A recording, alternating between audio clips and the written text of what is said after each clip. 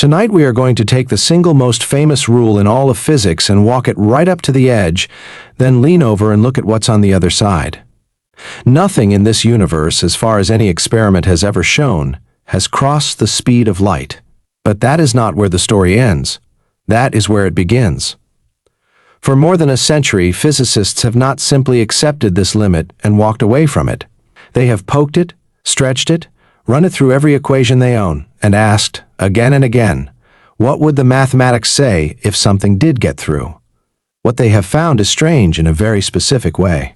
Beyond that boundary, according to the equations themselves, is a kind of mirrored world, a place where time seems to run the wrong direction, where mass turns into something that only makes sense as an imaginary number, where a cause can trade places with its own effect, and where the rule protecting all of this turns out not to be about speed at all. It is about something much deeper. By the time we reach the end of tonight's story, you will understand exactly why this barrier exists, what it is actually guarding, and why the sharpest question in modern physics is no longer whether we could ever break it, but whether the very same equations that forbid it might also, quietly, be leaving a door cracked open somewhere we haven't looked closely enough. If you enjoy this kind of deep dive into the architecture of the universe, sticking around and supporting the channel helps more of these stories reach curious minds like yours. Now, let's get into it. Start with the part you already know in your bones. Light moves fast. You've heard the number before, a little over 186,000 miles every second. That is the speed at which a single particle of light, a photon, moves through empty space, and here is the part that never stops being strange, no matter how many times you hear it. That number is exactly the same for every photon that has ever existed, everywhere, always, regardless of where it came from, how quickly the thing that made it was moving, or which direction it happened to be traveling. The speed does not stack on top of the speed of its source. Picture yourself on a ship gliding through space at half the speed of light, and you click on a flashlight. The beam from that flashlight does not go tearing off at 1.5 times the speed of light relative to someone watching from the ground. It goes at exactly the same 186,000 miles per second it always does, for absolutely everyone, without a single exception anywhere in the cosmos. This is not something your intuition is built to accept. It runs completely against everything your daily life has trained you to expect. Toss a ball out the window of a moving car, and its speed relative to the road is the speed of your throw added to the speed of the car. That is how velocities behave in ordinary experience. Except light does not behave that way. And once you get moving fast enough, almost nothing behaves that way anymore. This absolute unbending constancy of light speed is one of the most rigorously tested results in the whole history of experimental science. Laser interferometers have confirmed it down to astonishing precision. Particle accelerators confirm it every time they run. Even the satellite navigation system in your pocket confirms it millions of times a day, quietly, because it would stop working correctly the instant you tried to ignore it. This is not a hypothesis waiting for more evidence. It might be the single most thoroughly checked fact in all of physical science. The man who first followed this idea to its logical end was a young clerk working in a patent office in Switzerland, 26 years old, who had been turning over one particular daydream since he was a teenager. What would happen, he wondered, if you could somehow run alongside a beam of light and catch up to it? If you matched its speed exactly, what would you see? Common sense says the wave should appear to freeze in place, sitting there, oscillating without moving anywhere. But the equations that describe electricity, magnetism, and light itself do not allow for a frozen wave of that kind. A stationary light wave simply is not a solution those equations can produce, which meant something in the physics of the day had to be broken, and the young clerk suspected it was something far more basic than anyone had guessed. He published his answer in the summer of 1905, and the resolution he landed on was almost reckless in how far it went. The speed of light has to be the same for every single observer, no matter what, and everything else in the universe, time, distance, mass, even the very notion of at the same moment, has to bend and stretch to keep that one fact fixed in place. Space and time, it turned out, were not the solid stage everyone had assumed. They were flexible. Only the speed of light stayed rigid. The consequences of that single choice ripple outward in ways that took the physics community decades to fully digest. If two people moving relative to each other both measure the same beam of light and both get the exact same speed for it, then the space and time each of them uses to make that measurement cannot be identical between them. Something has to give, and what gives first is the idea of at the same time. Two events that happen simultaneously for one observer will not necessarily happen simultaneously for a second observer moving relative to the first. This is not some illusion caused by light taking longer to reach one person than another. It is not a delay trick. The events genuinely occur in different orders, or at the same instant, or in reverse order, depending entirely on which observer's frame of reference you ask, and crucially, no single frame of reference gets to be the correct one. Every frame moving at a constant velocity is equally valid. The very idea of a universal now, a single present moment shared by the whole cosmos, simply does not hold up. This, more than shrinking rulers or slowing clocks, is the single most unsettling thing to come out of this whole line of reasoning. The present moment is not a fact of nature. It is a local, personal thing, and two people can look at the exact same two events and, with complete scientific justification, disagree about which one happened first. The other thing that bends is the tick rate of a clock. A clock in motion, watched by someone standing still, appears to run slower than a stationary clock. There's a precise number attached to this, called the time dilation factor, and it depends only on your speed as a fraction of light speed. At rest, that factor is exactly 1, and clocks behave normally. The instant you start moving, the factor climbs above 1, and your clock from the outside observer's point of view begins ticking slow. At 90% of light speed, that factor is a little over 2, meaning your clock runs at less than half its normal rate. So for every second you experience aboard your ship, a bit more than 2 seconds tick by for everyone you left behind. Push to 99% of light speed, and the factor climbs past 7. At 99.9%, it exceeds 20%. At 99.99%, it's past 70. The curve does not level off. It climbs without any ceiling as you approach light speed, heading toward an infinite slowdown right at the boundary itself. Someone traveling at close enough to light speed for what feels to them like a handful of years could step off their ship to find that many centuries, even millennia, had passed for everyone else. Time does not slow down from the traveler's own point of view. From where they're sitting, everything feels perfectly normal. It slows down relative to everyone who stayed behind, and that asymmetry, once it happens, is permanent. There's no rewinding it. This is not some abstract mathematical curiosity sitting in a textbook. It gets measured routinely in the sky above your head. High-energy particles constantly rain down from deep space and slam into the upper atmosphere, producing short-lived particles that decay in a couple of millionths of a second when measured at rest in a laboratory. Given how far up in the atmosphere they're created and how quickly they should fall apart, a naive calculation says almost none of them should survive long enough to reach the ground. And yet, we detect them constantly at sea level, streaming through your body by the hundreds every single second, completely harmless at these low numbers but absolutely present. The reason they survive the trip is time dilation. From the particle's own internal clock, it decays right on schedule. But from our point of view on the ground, that internal clock is running many times slower than normal, stretching its effective lifetime enough to make the journey. It is one of the cleanest, most repeatable confirmations of this whole strange effect that exists anywhere in physics. The satellites that make your phone's map work carry clocks accurate to a handful of billionths of a second. Those satellites move fast enough and sit high enough in Earth's gravity well that two separate relativistic effects tug their clocks in opposite directions. Their speed slows the clocks down by several millionths of a second per day, while their distance from Earth's gravity speeds the clocks up by an even larger amount. Engineers correct for both effects continuously, baking Einstein's equations directly into the software running in orbit. Skip that correction, even for a single day, and the whole positioning system would drift off by miles. Every time your phone tells you which street to turn on, it is quietly relying on the same physics we're describing tonight. There's a second, closely related effect that makes conventional faster-than-light travel not just hard, but mathematically closed off entirely. As you accelerate, you don't just experience time differently, you also become progressively harder to push. The effective resistance of an object to further acceleration climbs with the same runaway factor as time dilation. At 90% of light speed, you need over twice the force to get the same acceleration you'd get at rest. At 99%, roughly 7 times the force.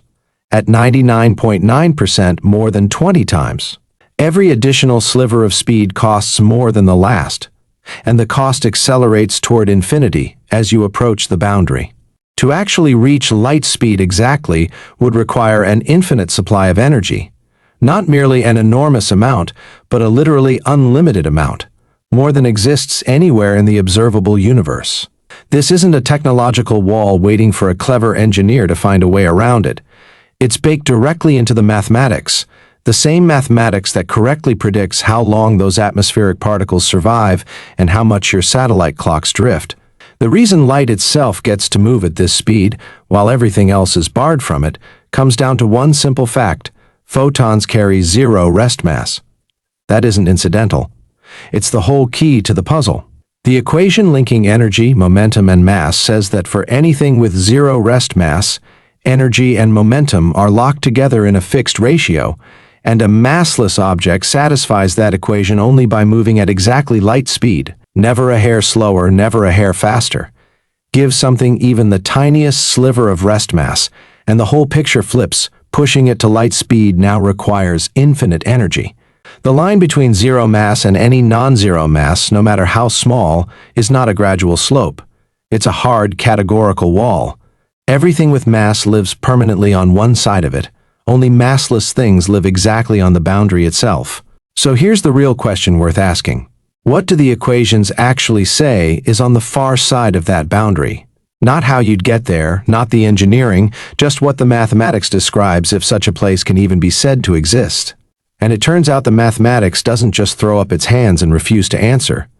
Plug in a speed greater than light, and the equations spit back a coherent answer, a mirror image regime. And that mirror image is troubling in a very precise, well-understood way. The most immediate problem concerns cause and effect. If any signal could outrun light, then in certain valid reference frames that signal would arrive at its destination before it was ever sent. This isn't a trick of delay or measurement error, it follows directly from that earlier discovery about simultaneity. Two observers moving relative to one another don't always agree on the order of two separated events. For anything connected by a signal traveling at or below light speed, every observer, no matter their motion, agrees on which event came first.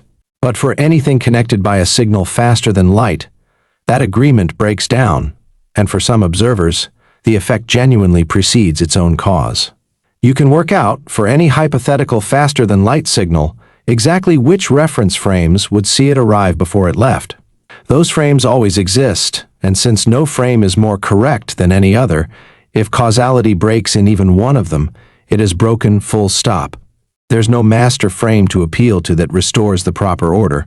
The rule against faster-than-light signaling and the rule against violating cause and effect are, mathematically, the exact same rule wearing two different names.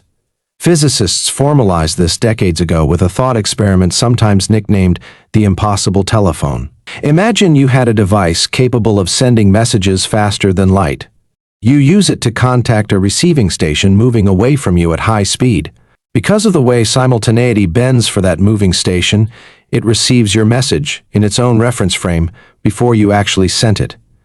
The station replies immediately using its own faster-than-light transmitter. That reply travels back to you and, in your reference frame, arrives before you ever sent the original message.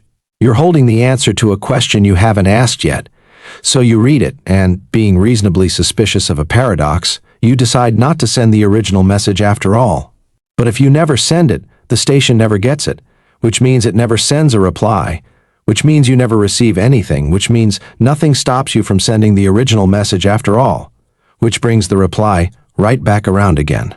It's a loop with no stable resolution, not merely a weird situation, but a flat logical contradiction, describing a chain of events that both happens and doesn't happen at the same time. That thought experiment shows, cleanly, that faster-than-light signaling combined with the flexible nature of simultaneity produces a universe that contradicts itself, and we do not live in a universe that contradicts itself. Its past happened exactly one way. Its laws don't fight themselves. The only way out is that faster-than-light signaling simply cannot occur. None of this stopped physicists from working out, carefully and rigorously, what a hypothetical particle that always moved faster than light might look like on paper. They gave this hypothetical particle a name, and its properties, worked out mathematically in the 1960s, turned out to be genuinely bizarre. Ordinary relativity, it was pointed out, doesn't technically forbid a particle that always travels above light speed, the same way it doesn't forbid one that always travels below it. What it forbids is pushing something from one regime into the other. There are, in principle, three separate categories sitting in the equations: ordinary matter, forever below light speed; particles with zero mass, forever locked exactly at light speed; and this hypothetical third category, forever above it, unable to slow down to light speed for precisely the same mathematical reason ordinary matter can't speed up to it. Working out this third category's properties produced something strange. Its mass only makes sense as an imaginary number, the kind of quantity built from the square root of a negative value. Not fictional, not absent, but existing only in this unusual imaginary form. And the physical behavior of a particle like this is a complete mirror image of ordinary matter. For anything with regular mass, pouring in more energy makes it go faster, approaching light speed from below but never touching it. For this hypothetical particle, pouring in more energy makes it slow down, approaching light speed from above but never touching it either. A particle like this with almost no energy at all would be moving impossibly fast. Loaded with energy, it would crawl, relatively speaking, toward the light barrier but never cross it. Take energy away and it speeds up further. It is the exact energy-speed relationship of ordinary matter flipped through a mirror. And in that mirror world, different observers moving relative to each other can't even agree on which direction such a particle is traveling in time. In one frame, it travels from point 1 to point 2. In another valid frame, it appears to travel from point 2 back to point 1 instead, the source and the receiver swapping roles depending purely on who's watching. This is the mathematical fingerprint of that causality violation we just walked through. It isn't a paradox you can dodge with careful experimental setup. It's woven into the geometry itself. Any trajectory that outruns light will, under some valid change of viewpoint, appear to run backward through time, and because there's no preferred viewpoint, there's no fact of the matter about which direction is really happening. Despite half a century of dedicated searching at the largest particle accelerators on the planet, not a single trace of a particle matching these properties has ever turned up. If they exist at all, they interact with ordinary matter so weakly that no detector built by humans has ever caught one. The experimental record here is a clean, consistent null result stretching back generations. But the underlying concept found an entirely different, and far more important, home inside modern quantum field theory, where it means something almost unrelated to a fast-moving particle. In that framework, every kind of particle is understood as a ripple in an underlying field that fills all of space. The mass of that ripple is tied to the shape of the field's potential energy landscape, something you can picture as a bowl. A steep bowl gives a heavy particle. A flat-bottomed bowl gives a massless one. And an upside-down bowl, a hilltop instead of a valley, corresponds to that same imaginary mass condition from before. A field sitting at the top of a hill like that is unstable. Any nudge sends it rolling down toward a genuine valley, toward a real stable configuration. In this modern sense, that unstable hilltop condition isn't describing a fast-moving particle racing through the void at all. It's a warning sign, an indicator that some field somewhere is perched at an unstable maximum and is about to tumble into something more settled. This is the meaning physicists actually use today, an unstable field on the verge of transitioning to a lower energy state. The single most consequential example of exactly this kind of instability involves the field responsible for giving fundamental particles their mass in the first place. In the blistering hot, highly symmetric conditions of the very early universe, that field sat perched at the top of its own hill, in the unstable configuration. As the universe expanded and cooled below a critical threshold, the field tumbled down into its true, stable valley. Before that moment, the particles that interact with this field were massless, and two of nature's fundamental forces were fused into a single, unified force. After the tumble, that unification broke apart permanently, and the particles making up ordinary matter, the ones that build atoms, that build you, all acquired their mass through their coupling to this now settled field. The stability of chemistry, the definite size of atoms, the very existence of solid structured matter rather than a diffuse haze of massless particles zipping around at light speed, all of it traces directly back to that one instability rolling from a hilltop into a valley. Sometime in the first fraction of a second, the universe existed. The particle physicists eventually detected in a massive underground collider, after decades of searching, is essentially the ripple left behind in that valley, the visible signature of a transition that reshaped everything. Early attempts at a fundamental theory unifying all the particles and forces in nature ran into a version of this same instability problem in their most basic form. The lowest possible energy state of the theory turned out to be one of these unstable hilltop configurations, which meant the theory's own vacuum, its baseline empty state, was unstable, sitting somewhere it shouldn't be able to sit permanently.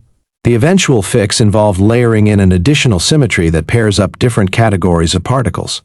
And once that symmetry was included, the unstable hilltop state vanished, entirely replaced by a genuine stable valley.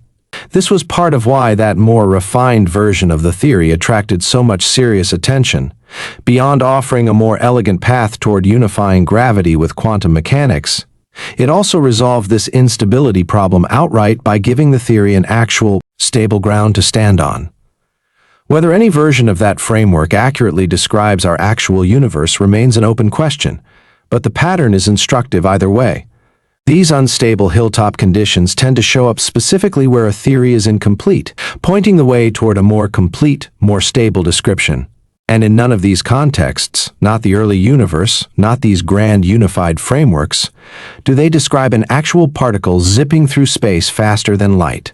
Set all of that aside for a moment, because there's an entirely separate route into this same question. One that runs not through imaginary mass, but through the shape of space and time itself. In the more general theory of gravity, published a decade after the special theory, gravity isn't treated as a force reaching out across empty space. It's treated as the curvature of space and time itself, warped into shape by the presence of mass and energy. Other objects simply follow the straightest possible path available to them through that curved landscape, and what we experience as being pulled downward is really just us following the straightest path we can through space warped by a massive planet beneath our feet. This picture is governed by a set of equations relating the distribution of matter and energy to the shape of the surrounding geometry, and those equations turn out to have a huge variety of valid solutions. Some describe a non-spinning black hole, some describe a spinning one, some describe the large-scale expansion of the entire universe, and some describe far more exotic structures, geometries with no known physical source, but every bit as mathematically valid as the rest. A few of those exotic solutions describe what you might call a shortcut, carved directly through the fabric of space-time itself. The very first hint of one showed up in 1935, when two physicists working through the geometry surrounding a black hole noticed something odd in the coordinate system describing its interior. The mathematics seemed to connect through to a second, separate exterior region, distinct from the one the black hole originally came from, joined to it by a kind of bridge running through the geometry. On paper, this bridge looked exactly like a tunnel linking two otherwise unconnected regions of the universe, possibly separated by an enormous distance, possibly belonging to entirely different universes altogether. Unfortunately, early analysis showed this bridge collapsed far too quickly to ever be crossed. Its geometry was dynamic, shifting through time, and the passage pinched itself shut before anything could complete the trip. Worse, anything approaching from the outside would have to cross the black hole's event horizon first, and then face a crushing, lethal singularity long before ever reaching the bridge itself. For roughly half a century, this remained a mathematical footnote, an interesting curiosity with no apparent bearing on actual travel. That changed in the late 1980s, when a research team took the question seriously in a way nobody previously had. The origin of their interest was, appropriately enough, a novelist working on a science fiction story who needed a scientifically defensible way to move a character across interstellar distances quickly, and who went and asked a working physicist whether the established theory of gravity actually permitted anything like it. Rather than brushing the question aside, the physicist and his collaborators worked through exactly what conditions would be required for a genuinely crossable version of this bridge, one without a lethal singularity sitting in the throat, with tidal forces gentle enough to survive, and a passage that stayed open long enough to actually get through. Remarkably, the answer they found was yes. Such a configuration is mathematically consistent with the established equations of gravity. A traveler could, in principle, enter one mouth of this passage, cross through a comparatively short throat, and emerge from the far mouth, potentially light years distant, with the crossing itself taking mere minutes. From the outside, watching the whole thing unfold, it would look like the traveler vanished into one location and reappeared somewhere else far faster than light could have covered the same distance the long way around, even though, locally, inside the passage itself, nothing ever technically outran light. It's the shortcut that outruns the trip, not the traveler that outruns physics. But this kind of passage comes with an immediate, glaring requirement, one that places it in exactly the same category as every other proposed faster-than-light shortcut we're about to discuss: to keep the throat propped open against its own natural tendency to collapse. It needs to be lined with a very particular kind of material, one carrying what's called negative energy density, meaning a region of space holding less energy than a total vacuum, less than nothing, in the ordinary sense of the word. There is a real, laboratory-confirmed effect that produces something in this category: squeeze two closely spaced conducting plates together, and the restrictions placed on the quantum vacuum between them genuinely does dip below the normal vacuum energy level. It's measurable. It's real. But the quantities involved are almost comically tiny, and rigorous theorems place a hard mathematical ceiling on how much negative energy any quantum field is allowed to produce within a given region for a given duration, a ceiling that shrinks rapidly the larger and longer lasting you want that region to be. For anything large enough and stable enough to actually hold a usable passage open, those theorems say the achievable negative energy falls absurdly short of what's required, by a margin so large that comparing the two is a bit like comparing a candle flame to the electrical output needed to light an entire city. Same basic category of thing, completely different universe of scale. The other major branch of this same idea, sometimes described as a bubble of warped space carrying its contents along like a boat riding a wave, deserves its own careful look. In the mid-1990s, a physicist working through the mathematics found a genuinely valid solution describing a region of ordinary flat spacetime that could be carried along faster than light by contracting space ahead of it and expanding space behind it, all while its own contents experienced nothing but calm, ordinary physics the entire time. The key insight is the difference between moving through space and being carried by space itself. The speed limit applies to things moving through the fabric of the universe. It says nothing whatsoever about how quickly that fabric itself is allowed to stretch, and there is direct observational evidence that the fabric can, and does, stretch faster than light on a cosmic scale. The most distant galaxies we observe are receding from us faster than light, purely because the space between us and them keeps expanding, with no violation of any local speed limit anywhere involved, since no actual signal crosses that gap faster than light. General relativity places no upper limit at all on how quickly the fabric of space itself is permitted to expand. The proposal was to ask whether this same freedom could be harnessed locally and deliberately. Engineer a small region that contracts in front of a ship and expands behind it, carrying the ship forward at any chosen speed, while the interior of that bubble remains perfectly flat and calm. The mathematics checks out. Inside, ordinary undisturbed spacetime. Outside, the same. At the boundary between the two, a warped shell where the geometry does all the actual work. The whole bubble translates through the universe, while the people inside feel nothing unusual at all. No crushing acceleration, no time dilation beyond whatever the surrounding universe already experiences. Nothing. The physics community recognized immediately that this wasn't a mistake. It was a genuine loophole buried in the geometry itself. The catch, once again, was the shell. To make the front of the bubble contract and the back expand requires filling that boundary layer with the same troublesome negative energy material as before. And the very earliest calculations of how much was needed produced numbers so large they were comparable to the total mass and energy of an entire gas giant planet, expressed as a negative quantity. The mathematics was flawless. The engineering requirement was, for all practical purposes, a request for a substance that, as far as anyone has ever measured, does not exist anywhere in the universe. What kept the idea alive through the following decades were a series of refinements that dramatically shrank that requirement. One researcher realized that general relativity allows a region's outer boundary and its inner volume to be mismatched in size, a small exterior wrapping around a much larger interior through the sheer flexibility of curved geometry, something with absolutely no equivalent in flat, ordinary space.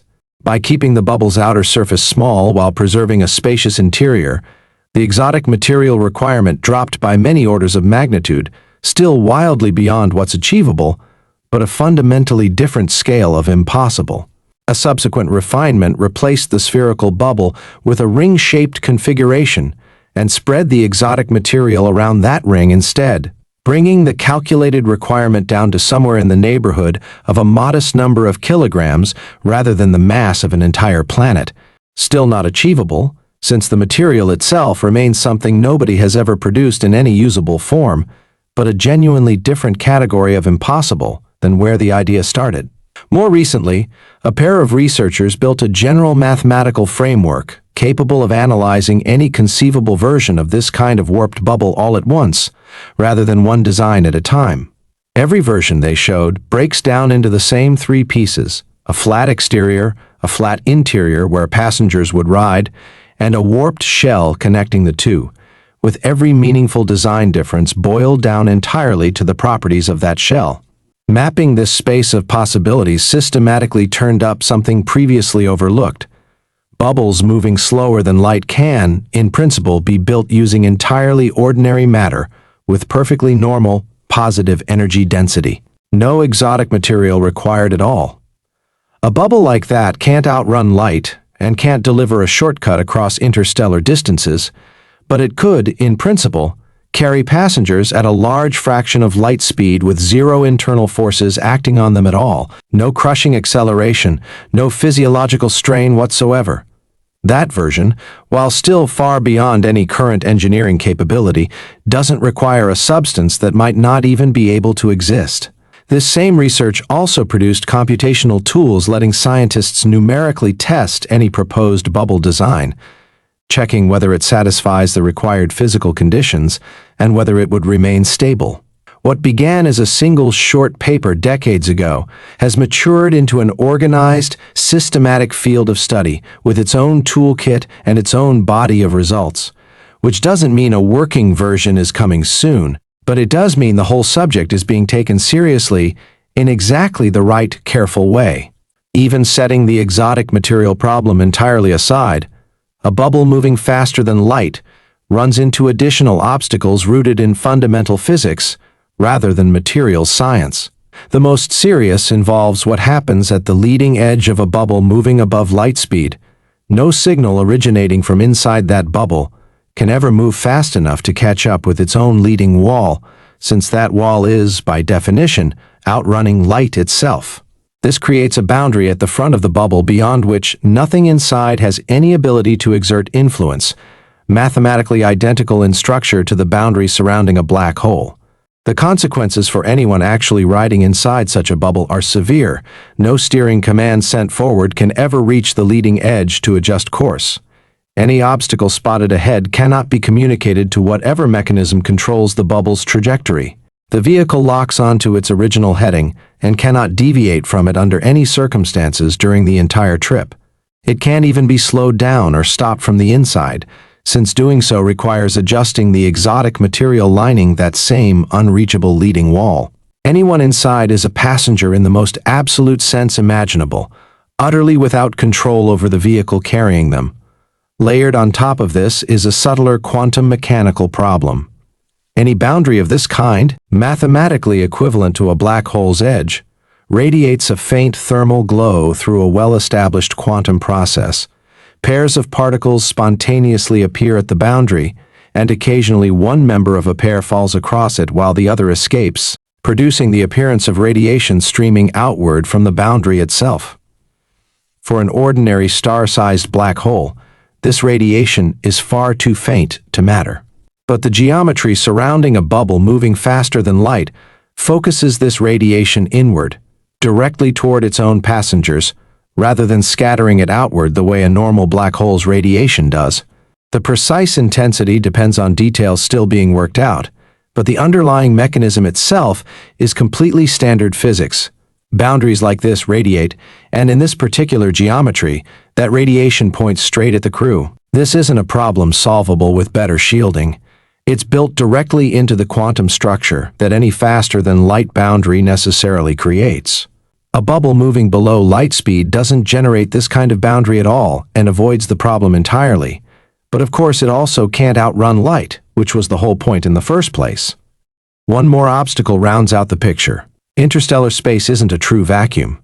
It carries a thin scattering of hydrogen atoms, dust, stray charged particles, cosmic rays. For an ordinary spacecraft, this is negligible. For a bubble moving faster than light, the interaction changes character entirely. Particles caught at the leading edge get trapped and compressed against the front wall, accelerated to enormous energies unable to escape forward, accumulating there for the entire duration of the journey.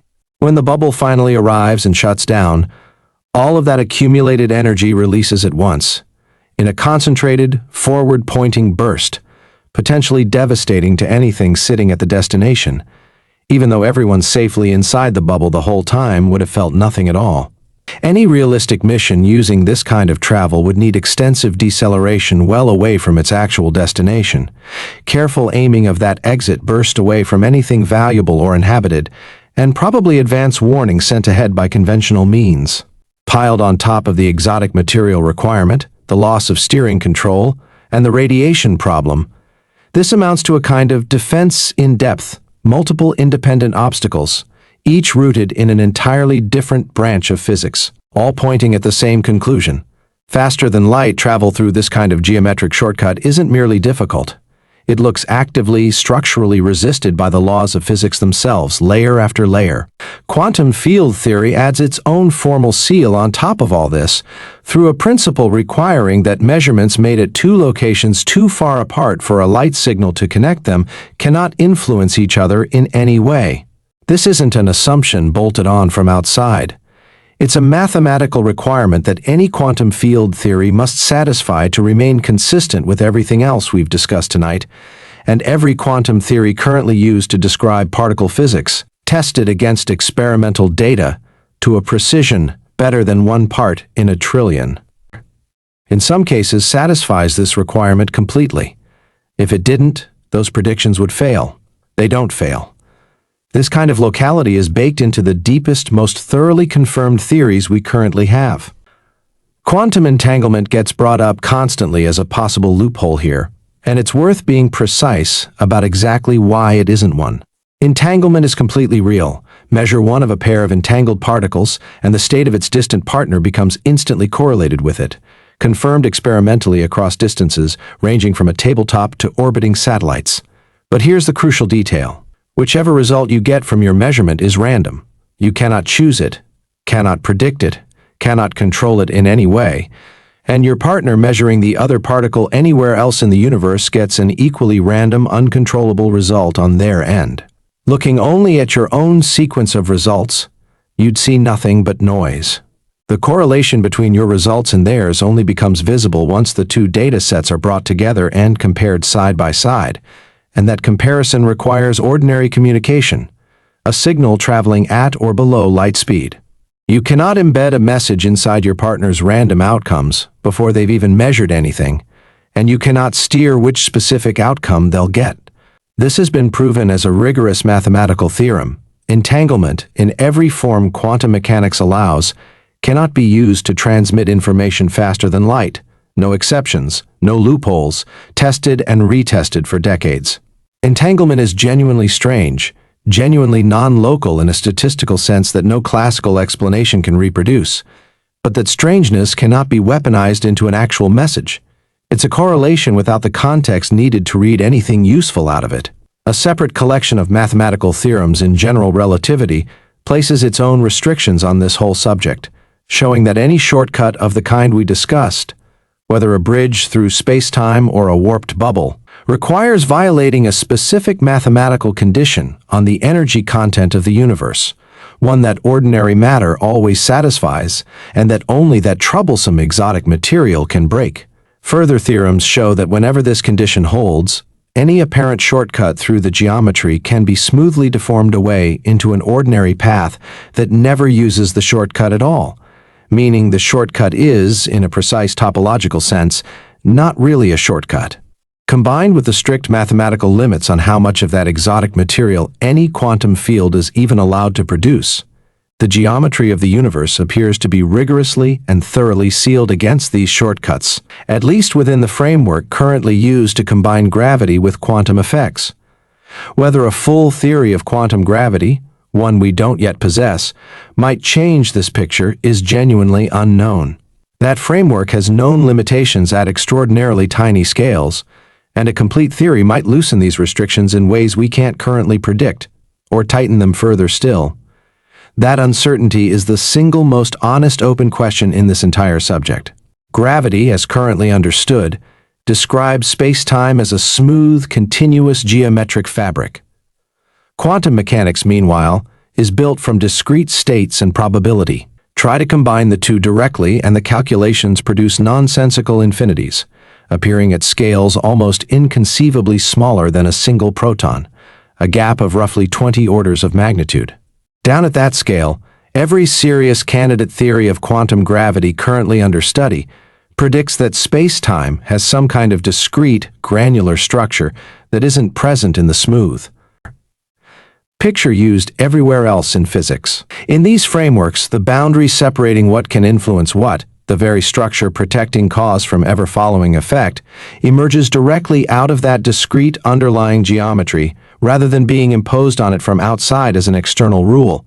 In this picture, light's speed isn't an arbitrary limit attached to space-time after the fact. It's the natural maximum rate at which any disturbance can propagate through whatever discrete network actually makes up the fabric of the universe, in exactly the way sound cannot travel through a material faster than that material's own internal structure allows, no matter how hard you push. Exceeding it, in this picture, wouldn't just be difficult. It would be structurally meaningless. The same way asking for a temperature colder than absolute zero doesn't describe an achievable extreme, but a concept that simply stops applying past a certain point. This picture is entirely consistent with every experiment ever run, but it hasn't been, and likely can't be, directly tested at the scale where it actually matters, a scale 16 orders of magnitude beyond what our largest particle colliders can currently reach. So the deepest version of this question, whether the light barrier is a definitive, unbreakable structural feature of the quantum fabric of reality itself, remains genuinely open, not answerable with any measurement available to us today, but also not idle speculation. The case for it is strong. The case against it remains, honestly, just an open possibility, and in physics, exactly this kind of strong but experimentally unconfirmed case is where the real frontier sits. There's a deeper thread running underneath all of this that connects light's speed to something even more fundamental than travel or signaling.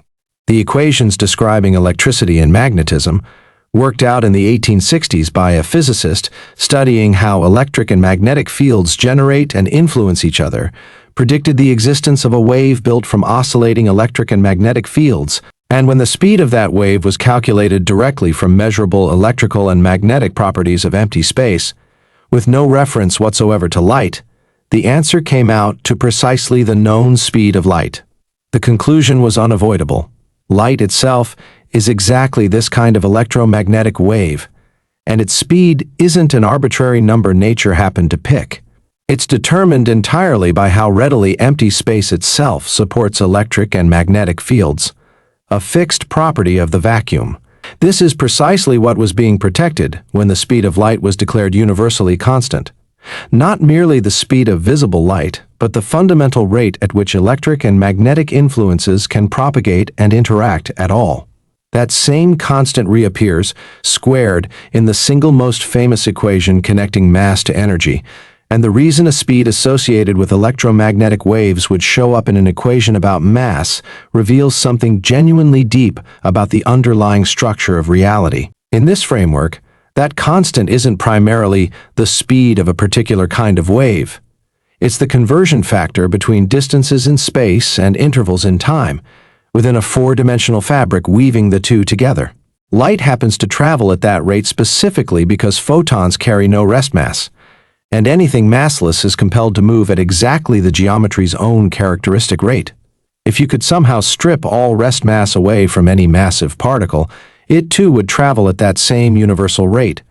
The limit lives in the geometry itself, not in any particular kind of particle. Mass, in this light, is simply energy in a condensed, geometric form, with that squared constant serving as the exchange rate between the two, an exchange rate, fixed by the underlying shape of the cosmos rather than by any property specific to a given particle. This reframing clarifies exactly what it would mean to exceed this limit. It wouldn't merely mean outrunning electromagnetic radiation. It would mean moving faster than the fundamental rate at which the geometric structure of the universe itself is able to propagate and change, faster in a discrete quantum picture than the underlying network constituting spacetime is capable of carrying any correlation at all. Not simply difficult, not simply requiring more energy than exists. Structurally undefined, the same way a temperature below absolute zero fails to describe anything real, because you've reached the floor of the concept itself rather than merely a very cold point along a continuous scale.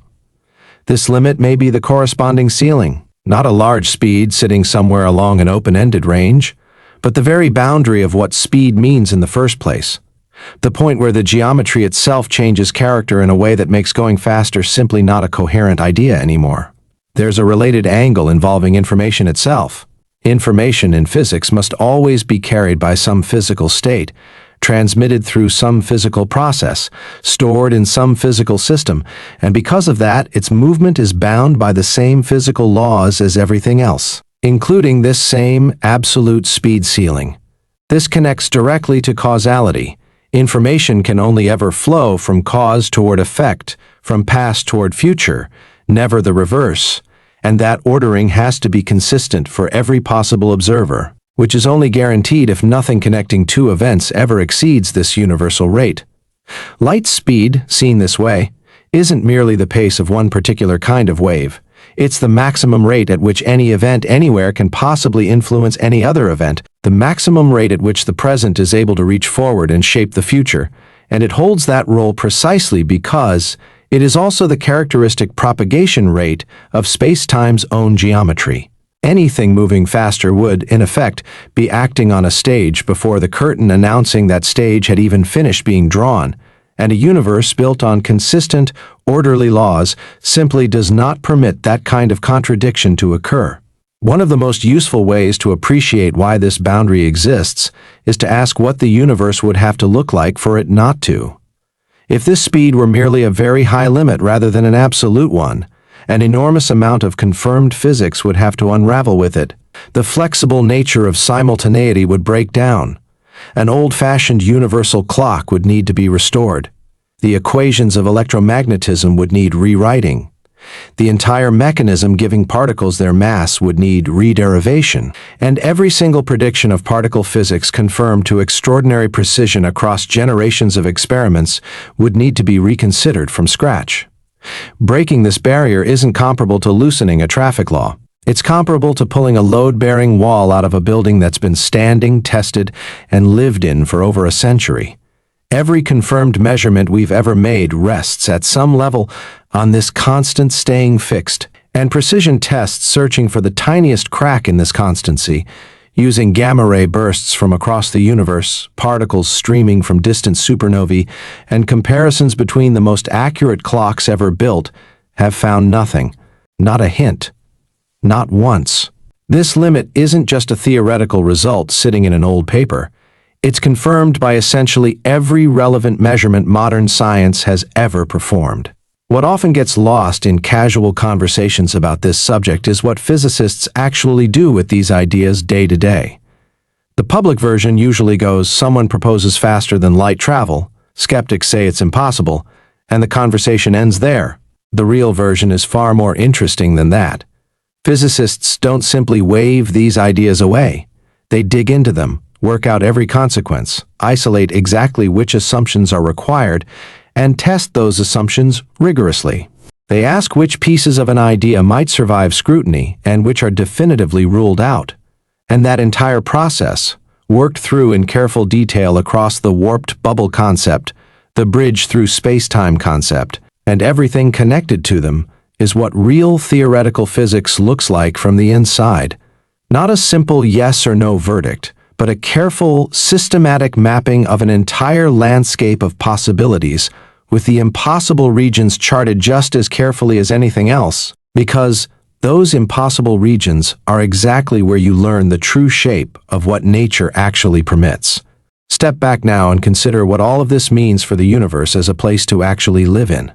Most of the cosmos is permanently, structurally out of reach, not merely impractical to visit but genuinely unreachable in any final sense. The portion of the universe we can currently observe already spans an almost incomprehensible distance, and the universe as a whole may be far larger still, possibly without any limit at all, and it keeps expanding. The most distant visible regions are already receding from us faster than light itself, meaning light leaving those regions today will never arrive here, swept away by the expansion faster than it can close the gap.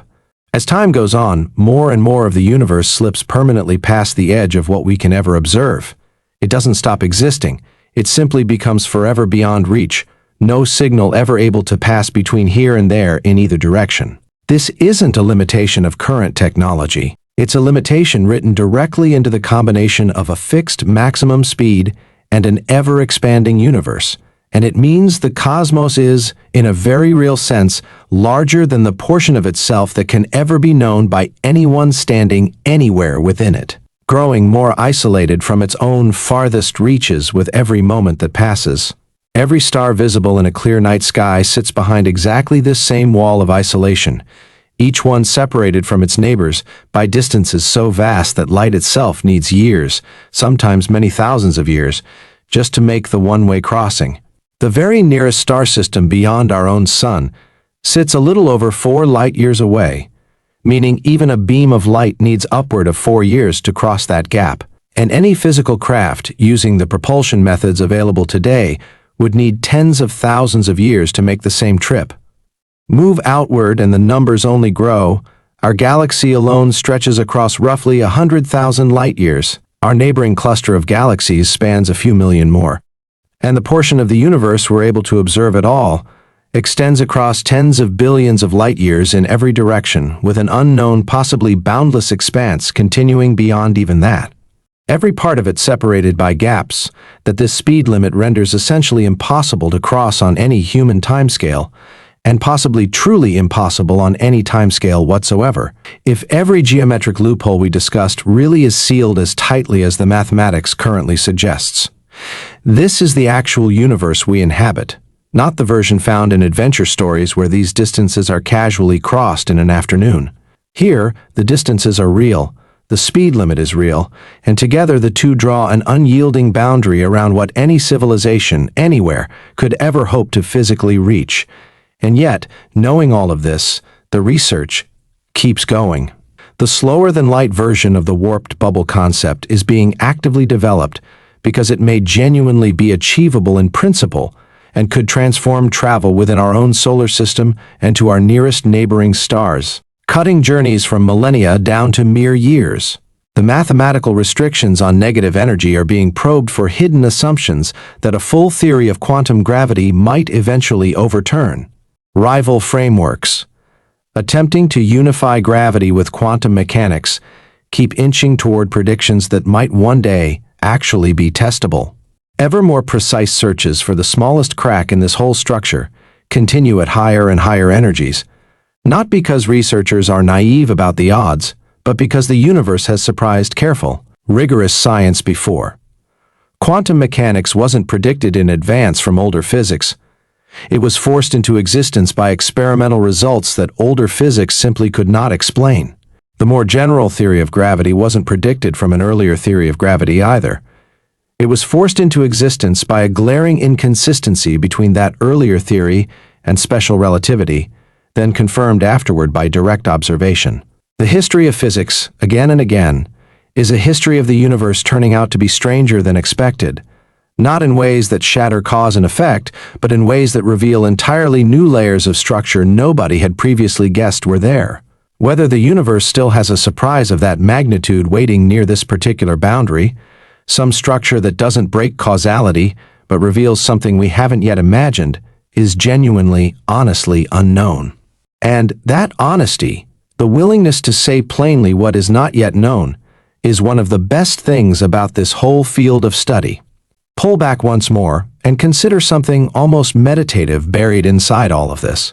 Every part of the visible universe is really speaking to you through a delayed message.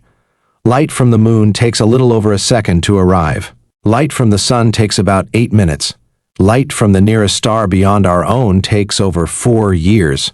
Light from the center of our galaxy takes tens of thousands of years.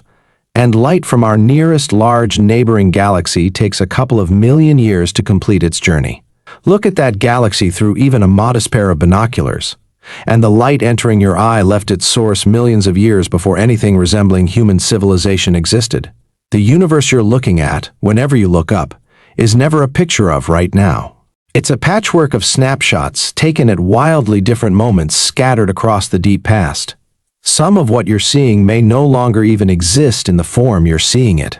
The universe as it genuinely is, right now, in this instant, is simply inaccessible to us, and always will be, because the only thing reaching us is light, and light only ever carries news of the past.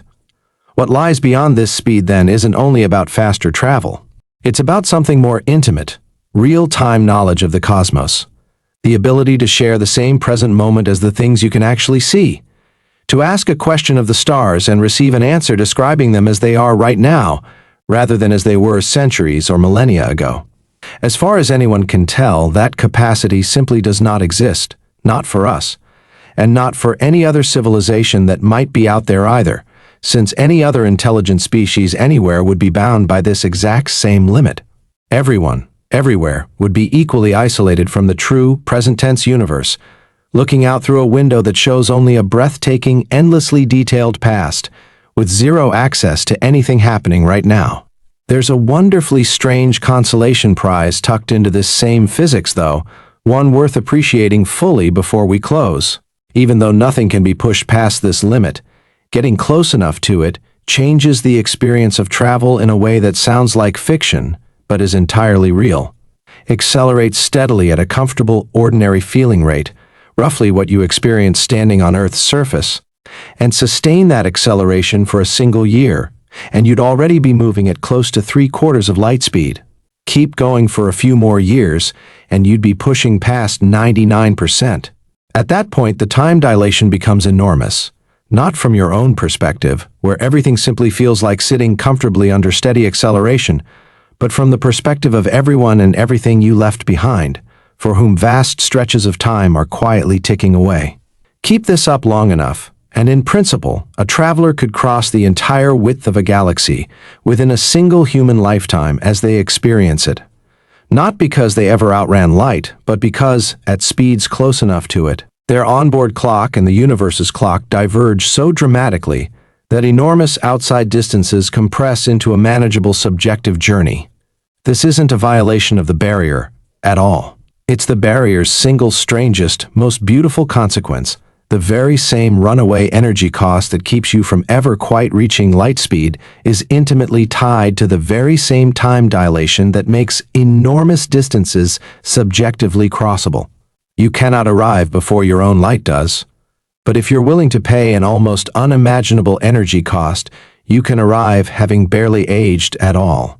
The difference between arriving before the light and simply arriving while still comfortably alive turns out to be the entire difference between breaking causality and cleverly working alongside it.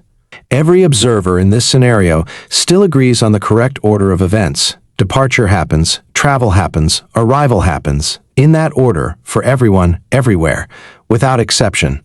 The trip merely takes wildly different amounts of time depending on whose clock you're reading, but nothing about the sequence itself ever comes apart. This distinction between something that's strange but internally consistent and something that's strange and genuinely self-contradictory might be the single most important idea running through everything we've covered tonight.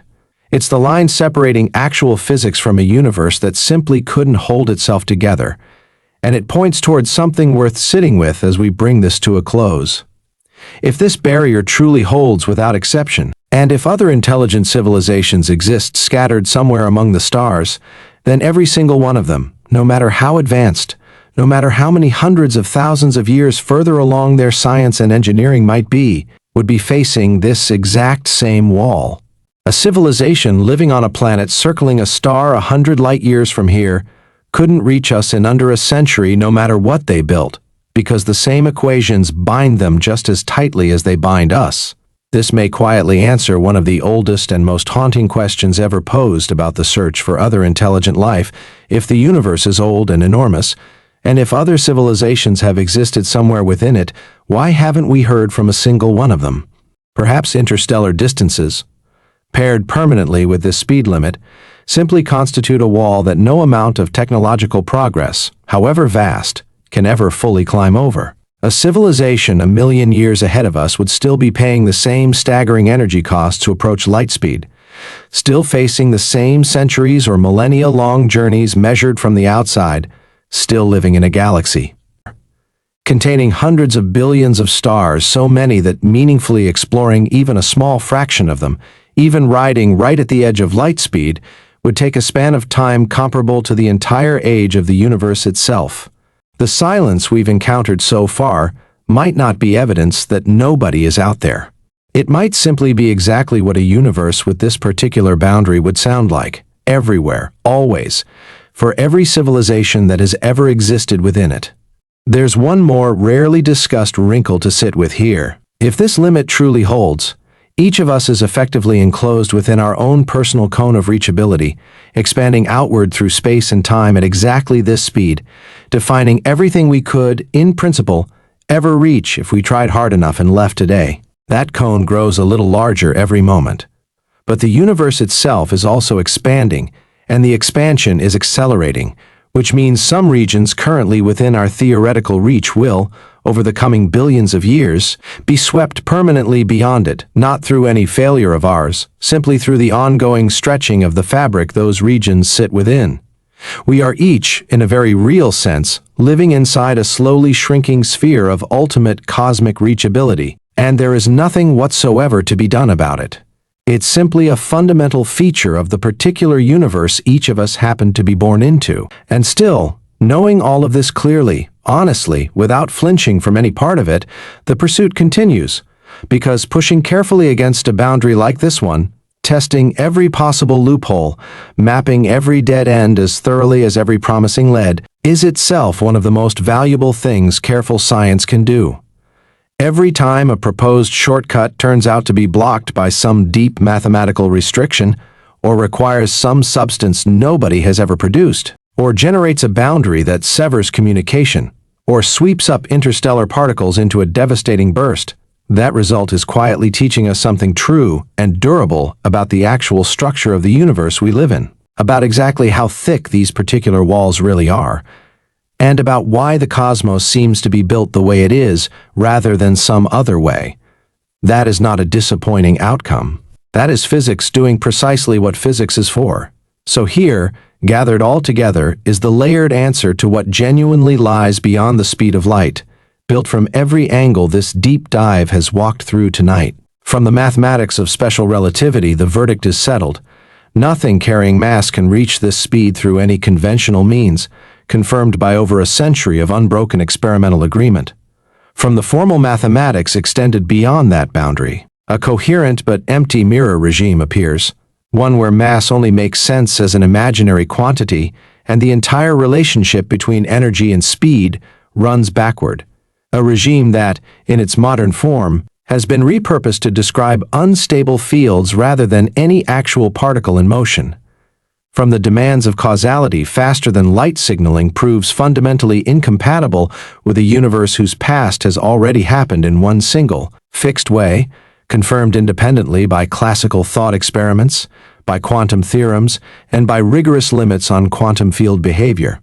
From the geometry of space-time itself, genuine mathematical loopholes do exist, bridges and warped bubbles alike, but every single one runs directly into requirements for a substance that may not be physically producible in any usable quantity, alongside additional obstacles involving lost steering control, inward-focused radiation, and devastating particle accumulation, obstacles rooted in physics rather than mere engineering difficulty. And from the still unfinished frontier of quantum gravity, the deepest possibility of all remains genuinely open: that this speed isn't a limit imposed upon the fabric of reality from outside, but a fundamental property of that fabric's own deepest, still undiscovered structure. These aren't 5 separate opinions on the same subject. They are 5 entirely independent lines of reasoning, arrived at through completely different branches of physics, all converging cleanly on the very same conclusion. And that kind of convergence, arrived at from so many separate directions at once, is usually the strongest kind of evidence physics ever produces for anything at all. The night sky above you right now is, in the truest sense, a window looking directly into the past, carrying light that in some cases began its journey before human beings existed to look up and wonder about it. Everything you can see up there sits behind this same boundary, separated from everything else by distances this speed limit renders permanent and quite possibly, genuinely unconquerable. And yet the questioning goes on, carefully, rigorously, honestly, because standing at the very edge of what we currently know and asking, without flinching, what might lie past it, and accepting with full clarity that the honest answer might simply be nothing we could ever reach, is exactly what makes this particular pursuit worth continuing at all. Somewhere in the equation still waiting to be fully understood, either every one of these loopholes closes for good, or the faintest outline of a door is quietly sitting there waiting to be noticed. Both possibilities are enormous. Both are worth every bit of the careful work still being poured into finding out which one is true. Good night.